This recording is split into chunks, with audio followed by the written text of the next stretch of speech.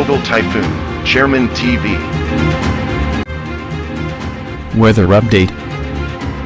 Helping homeless people. Please subscribe.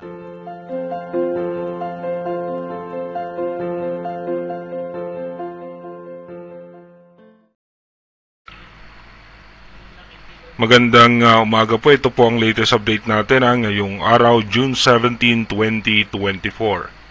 Bahagya nga pong lumakas yung southwest monsoon o yung habagat na nakakaapekto nga po yan sa may Palawan, Western Visayas, kasama na po ang Metro Manila, Zambales, Bataan, Cavite, Laguna, Batangas at natitirang bahagi ng Mimaropa.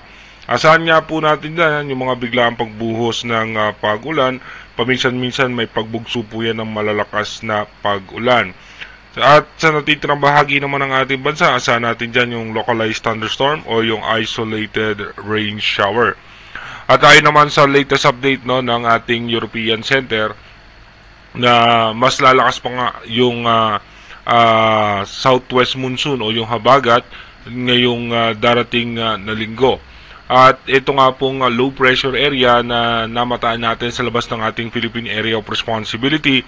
Ito po'y posibleng pumasok ng ating power line at mababa naman ang tsansa na maging isang ganap. Dito nga po sa ating rain map animation, mamaya nga pong alas 8 ng umaga, makulimlim ang kaulapan ng halos sa malaking bahagi ng ating bansa at may tsansa na ng mga pag-ulan dito nga sa may parte ng western section ng Visayas, Puerto Princesa, Palawan, at makulimlim na kaulapan din po sa parte ng Mindanao. Pagdating naman po ng alas 12 ng tanghali mamaya, may tsansa nga po ng mga biglaang pagbuhos ng pag-ulan ng western section ng Luzon, including Metro Manila, Bicol Region, Mindoro Provinces at natitirang bahagi naman ng Palawan. Ganun din po sa may Zamboanga Peninsula, Cagayan de Oro and Davao Region. Pagdating naman po ng alas 3 ng hapon mamaya, asahan pa rin po natin may mga tsansa ng pag-ulan ng western section po ng Luzon at kasama pa rin po dyan yung Palawan na magkakaroon nga po tayo ng mga posibilidad na pag-ulan. At halos sa malaking bahagi naman ng Visayas ay makakaranas ng makulimlim na kaulapan. Ganun pa rin po sa may parte ng Mindanao, sa may Zamboanga City, Cagayan de Oro, Davao City ay makakaranas nga po ng mga biglaang pagbuhos ng pag-ulan dahil pa rin po yan sa southwest monsoon. At pagdating naman po ng alas 6 ng gabi, makulimlim na kaulapan sa Palawan. Ganun din po sa may Metro Manila at may tsansa pa rin po ng mga mahina at katamtamang pag-ulan ang western section nga po ng Luzon hanggang sa extreme northern Luzon. Makulimlim na kaulapan sa may parte ng Bicol Region, Mindoro Provinces at halos sa malaking bahagi ng Visayas.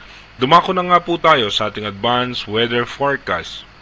Dito nga po sa ating advanced weather forecast, bukas nga po June 18, makakaranas pa rin po tayo ng mga posibilidad na pag-ulan dahil nga sa southwest monsoon at yung low pressure area nga ay nakapasok na ng ating Philippine Area of Responsibility.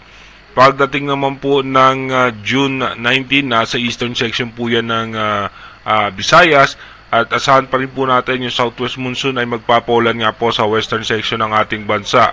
Pagdating naman po ng June 20, tuloy-tuloy pa rin po tayo makakaranas ng mga pag-ulan.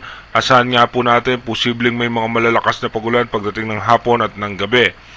By June 21, ganun pa rin po ay makakaranas pa rin nga po ng posibilidad na pag-ulan ang western section ng ating bansa.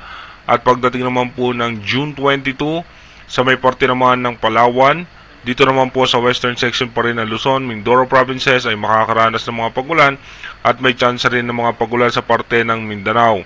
Pagdating naman po ng June 23, dito nga po mas malalakas na pag-ulan posible natin maranasan at may possible low pressure area muli tayo dito sa may eastern section naman ng Mindanao.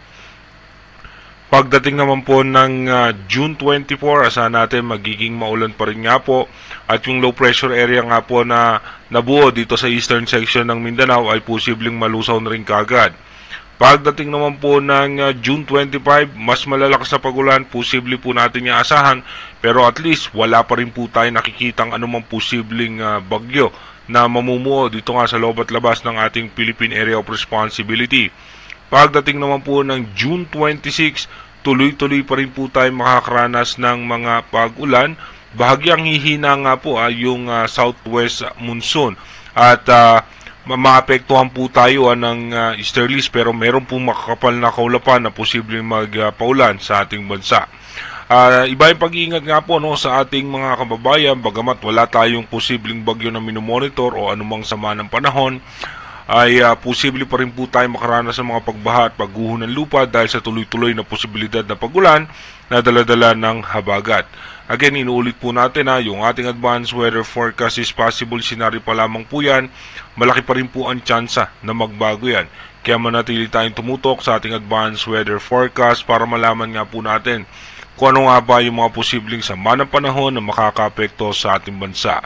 Mag-iingat po tayo palagi. God bless po.